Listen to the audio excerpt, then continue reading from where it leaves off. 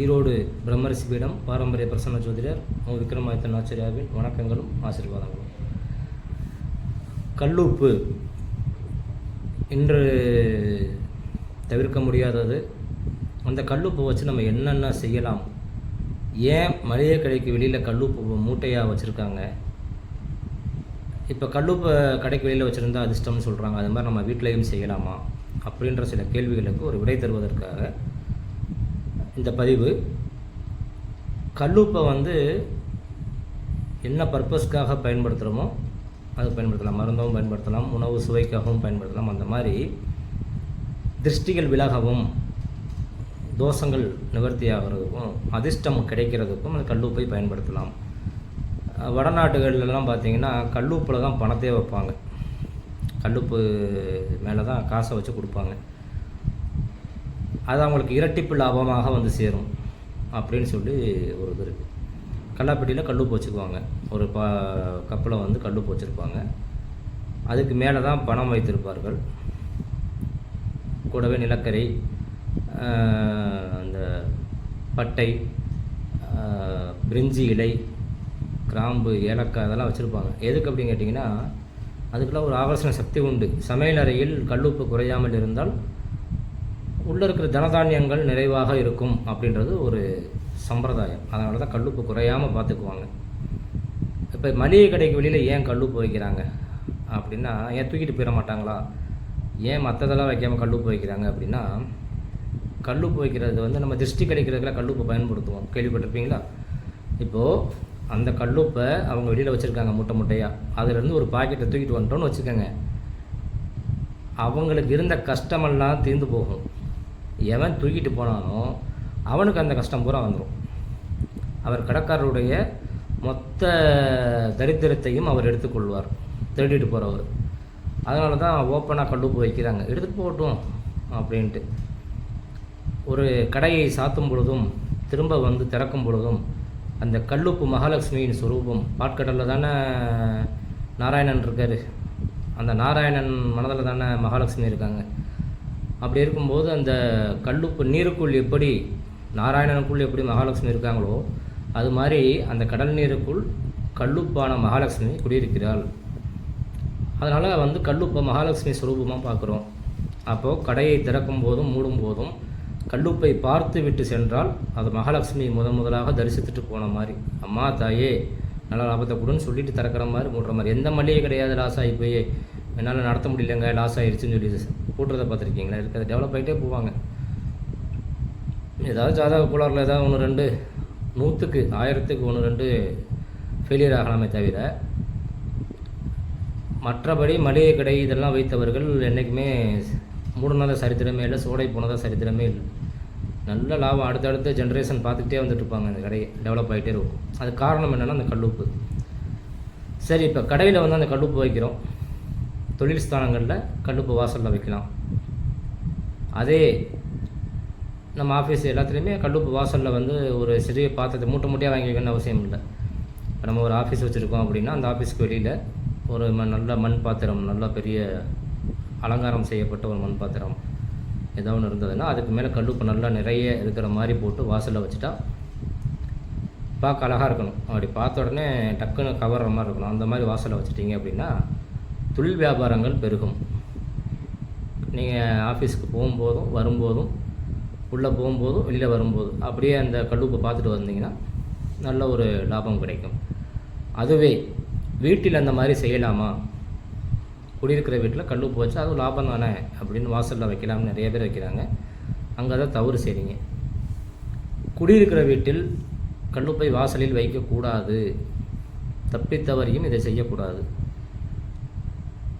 குடியிருக்கும் வீடுனே பேர் இல்லையா? குடியிருக்கும் கடையில் யாரும் சொல்கிறதில்ல, குடியிருக்கிற வீடு.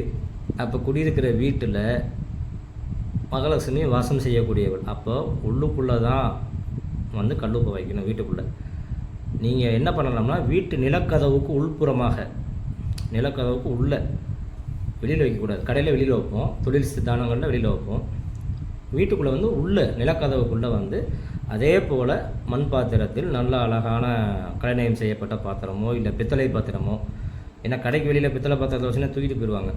அதனால் வீட்டுக்குள்ளே வந்து வைக்கலாம். வீட்டுக்குள்ளே வந்து ஒரு நல்ல அழகான பித்தளை பாத்திரங்கள், காப்பர் பாத்திரங்கள், அந்த மாதிரியான இதில் அழகானதில், இல்லைன்னா கண்ணாடி குடுவை, அழகான கண்ணாடி குடுவை, அந்த மாதிரி இதில் கல்லுப்பு போட்டு வீட்டுக்குள்ளே சைடில் குழந்தைங்க உடச்சிடாத மாதிரி, குழந்தைங்களாக இருந்தாங்கன்னா கண்ணாடி குடுவை வைக்காதீங்க, பித்தளை பாத்திரம் அந்த மாதிரி வச்சுக்கோங்க. வீட்டுக்குள்ளாக கால் எடுத்து உள்ளே வச்சோன்னே சைடில் தெரியணும் கல்லுப்பு, அந்த மாதிரி வச்சிடணும். அந்த மாதிரி வைத்துட்டீர்கள் என்றால் உள்ளே நுழையும் போதும், வீட்டை நைட்டு க்ளோஸ் பண்ணுறீங்க, காலைல திறக்கிறீங்க, வீட்டிலேருந்து வெளியில் போகிறீங்க, உள்ளே வர்றீங்க, வெளியில் போகும்போதும் கல்லுப்பை பார்த்து விட்டு போகுங்க, மறுபடியும் உள்ளே வரும்போது கல்லுப்பை பார்த்துட்டு உள்ளே வாங்க. இந்த மாதிரி செய்யும் பொழுது மகாலட்சுமி வீட்டில் நித்தமும் வாசம் செய்வாள். ஒரு நல்ல ஒரு பாசிட்டிவ் வைப்ரேஷன் கிடைக்கும். நல்லதை பார்த்து விட்டு போனால், ஸ்ரீரங்கம் கோவிலில் காலையில் முதல்ல வந்து ரங்கநாதர் யாரை பார்ப்பார் தெரியுமா? யானையை. முதல்ல யானையை பார்ப்பார், அடுத்து பசுவை பார்ப்பார், அதுக்கடுத்து வெள்ளை குதிரையை பார்ப்பார். இதெல்லாம் பார்த்ததுக்கு பிறகுதான் பக்தர்களுக்கு காட்சி கொடுப்பார். அவர் கண் விழிக்கும்போது சுப்பிரபாதம் பாடும்போது முதல் அந்த 3 பேர் கண்ணை முடிக்கிறார். ஏன்னா 3மே மகாலட்சுமியோட ஸ்வரூபம். அப்போ இதெல்லாம் பெருமாளுக்கே அப்படி நீதினா, மனிதர்களுக்கு வந்து கடையில் நம்ம முழிக்கும்போது எப்படி முழிக்கணும்னு தெரியாது. அதனால் போகிற வழியில், வீட்டை விட்டு வெளியில் போகும்போது வேறு சகுனங்கள் தடையாக வரலாம், போகலாம், அதெல்லாம் நிறைய நடக்கும் இல்லையா? அதுக்காக வீட்டிலேருந்து போகும்போது நல்ல சகுனத்தை வரவேற்றுக் கொள்வதற்காக வாசல்லையே, முன்னாடி வாசலுக்கு இதுக்குள்ளேயே, நிலக்கதவுக்குள்ளேயே கல்லுப்பு வச்சிடும். கல்லுப்பை பார்த்துட்டு வெளியில் போங்க, உள்ளே வாங்க. இதை செய்யும் பொழுது போகிற காரியமும் சக்ஸஸ் ஆகும், வர்ற காரியமும் சக்ஸஸ் ஆகும். யாருக்காவது கல்லுப்பை வச்சு வேறு என்ன பண்ணலாம்? கல்லுப்பை வச்சு உடல்நிலை சரியில்லாதவங்க, இல்லை எனக்கு அடிக்கடி என்னமோ பண்ணுதுங்க, மைண்டெல்லாம் அப்செட்டாக இருக்குதுங்க, பக்கத்து வீட்டுக்காரர் நம்மளை குறுன்னு பார்க்குறாரு, என்னை ஒரு மாதிரியாக பார்க்குறாங்க, அப்படியே பார்த்தாலே எனக்கு ஒரு மாதிரியாக இருக்குது, எனக்கு ஏதோ பண்ணுது, இவங்க பார்த்துட்டே இருக்கிறதுனால எனக்கு தொழிலெல்லாம் முடக்கமாக இருக்குதுங்க அப்படின்லாம் நிறைய பேர் நம்மகிட்ட சொல்லுவாங்க. அந்த மாதிரி இருந்துச்சுன்னா அந்த கல்லுப்பு என்ன பண்ணுறீங்க? வெள்ளிக்கிழமை நாள் அல்லது பௌர்ணமி நாள், இந்த 2 நாட்களில் கல்லுப்பை எடுத்துக்கோங்க. ஒரு 2-3 மிளகு எடுத்துக்கோங்க, 2 வரமிளகா எடுத்துக்கோங்க. கையில் வச்சு இடது கையில் வைத்து, யாராவது வீட்டில் பெரியவங்களை சொல்லி, நம்மளோட வயதுக்கு பெரியவர்களிட சொல்லி, வீட்டில் இருக்கிற எல்லாத்தையும் நிற்க வச்சு, இல்லைன்னா சம்மந்தப்பட்ட நபர்கள், தொழில் செய்கிறவங்க யாரும் அவங்களுக்கு அப்படியே சுற்றி போட்டு, இல்லை வீட்டில் இருக்க எல்லாத்தையுமே நிற்க வச்சு சுற்றலாம், ஒன்றும் தப்பு கிடையாது. சுற்றிட்டு அந்த கடைசியை வேணுன்னா அந்த சுற்றக்கூடிய நபர் தன்னை சுற்றிக்கலாம், தப்பு கிடையாது. உச்சி முதல் உள்ளங்கால் வரை, சரிங்களா? எல்லாமே வந்து அந்த கல்லுப்பை சுற்றும் போதே சொல்லிகிட்டே சுற்றணும். நீங்கள் இப்போ பழைய காலத்தில் பாட்டி தாத்தா அவங்கெல்லாம் கல்லுப்பை சுற்றும்போது, அந்த திருஷ்டி சுற்றும் போது நாய் கண்ணு, பேய் கண்ணு, ஊரு கண்ணு, உறவு கண்ணு, நரிக்கண்ணு, இதெல்லாம் வந்து கொல்லிக்கண்ணு, இதெல்லாம் விலகணும் அப்படின்னு சொல்லி எல்லாம் என் பேரனை விட்டு ஓடி போயிரு, என் பேத்தியை விட்டு ஓடி போயிருன்னு சொல்லி சுற்றுவாங்க. கேள்விப்பட்டிருக்கீங்களா? ஏன் அப்படி சுற்றுறாங்கன்னா, என்ன பர்பஸுக்காக நீங்கள் அதை செய்கிறீங்கன்னு அதுக்கு தெரியணும். ஒரு விஷயம் செய்யும்போது, ஒரு நாயை பழக்கிறீங்கன்னா அந்த நாயை வந்து ஏய் சும்மா மேலே தாவாதன்னு சொல்லி சத்துன்னு ஒரு அடி போடணும். சும்மா அடிச்சிங்கன்னா நாய்க்கு தெரியாது, மேலே தாவாத அப்படின்னு சொல்லி ஒரு அடி போடணும். குலைக்காத அப்படின்னு சொல்லிட்டு ஒரு அடி போடணும். அப்போ தான் அதுக்கு தெரிய வரும். குலைக்கும் போதெல்லாம், ஓ நம்மளை குலைக்கிறதுனால தான் அடிக்கிறாரு, நம்ம மேலே தவறதுனால தான் அடிக்கிறாரு அப்படின்னு அந்த நாய்க்கு தெரிய வரும்.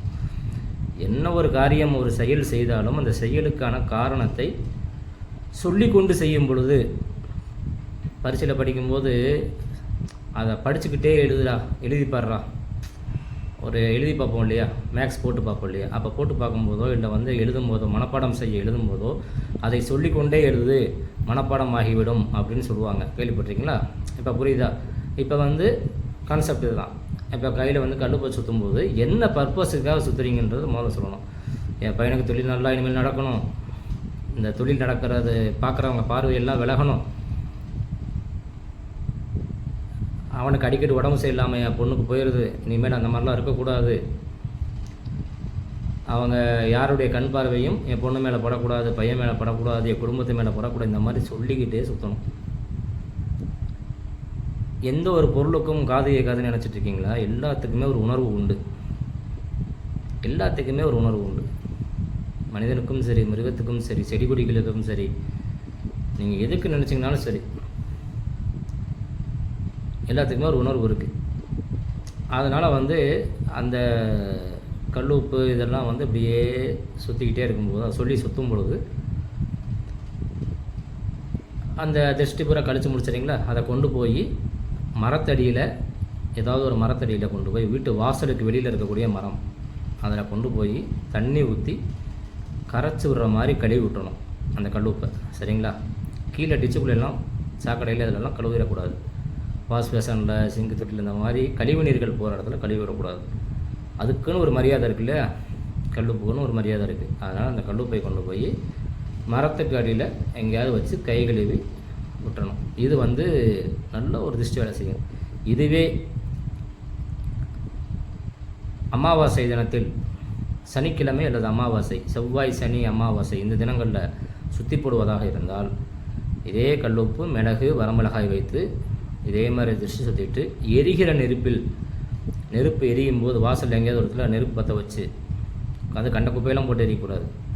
சும்மா ஏதாவது கொட்டாங்குச்சி அந்த மாதிரி ஏதாவது சிரட்டை அந்த மாதிரி போட்டு எரிக்கிறோம் இல்லையா? நல்ல விஷயங்களை போட்டு எரிக்கிறது அதாவது அது குப்பையாக இல்லாமல் ஏதாவது ஒரு எரிபொருள், விறகு அந்த மாதிரிலாம் எரிக்கிறப்ப, இல்லை விறகடுப்பு இருந்ததுன்னா, இப்போ விறகடுப்பு யார் வீட்டில் இல்லை, அதனால் சொல்கிறேன், ஏதாவது ஒன்று எரித்து அதில் இந்த திருஷ்டி சுத்தியதை தூக்கி போட்டுருணும். போட்டு அது படப்படன்னு வெடித்து செதறும் இல்லையா? போட்டுட்டு கையை கழுவிக்கிறணும். இது திருஷ்டி சுத்தம் முறை. இந்த கல் போச்சு இதெல்லாம் செய்யலாம். எனக்கு ரொம்ப நாள் உடம்பு சரியில்லைங்க அப்படின்னு சொன்னால், அதே போல் பௌர்ணமி நாட்களில், வெள்ளிக்கிழமை நாட்களில் தேங்காயை சுற்றி செதற்காயா வாசலில் பௌர்ணமி நாளில் யாருக்காவது உடம்பு சரியில்லை அப்படின்னா, பௌர்ணமி நாட்களில் உடல்நிலை சரியில்லாதவர்களுக்கு பௌர்ணமி நாட்களில், வெள்ளிக்கிழமை நாட்களில் தேங்காயை, முழு தேங்காயை திருஷ்டி சுற்றிட்டு ஓடுற தண்ணியில் விட்டுறணும். யாருக்கு திருஷ்டி சுற்றிருக்கோ அவங்களுக்கு, இன்னையோட உங்களுக்கெல்லாம் சரியாயிரும், இன்னையோட உங்கள் நோய் விலகிடும் அப்படின்னு சொல்லிக்கிட்டேவும் திருஷ்டி சுற்றிட்டு அந்த தண்ணியை ஓடுற தண்ணியில் விட்டுறணும். அதே இது செவ்வாய்க்கிழமை, சனிக்கிழமை, அமாவாசை இந்த நாட்களில் என்ன பண்ணணும்னா, அதே தேங்காயை திருஷ்டி சுற்றிட்டு வீட்டு வாசலில் உடச்சிடணும்.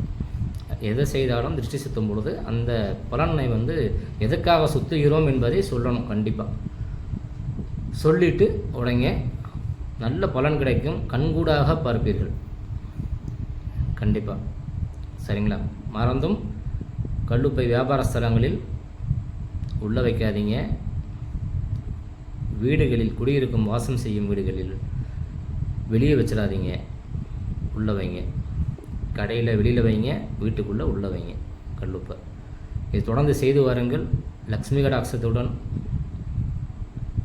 சித்தர்களின் பூர்ண அனுகிரகத்துடன் அனைவரும் வாழ்வாங்கு வாழ்வீர்கள். நன்றி, வணக்கம்.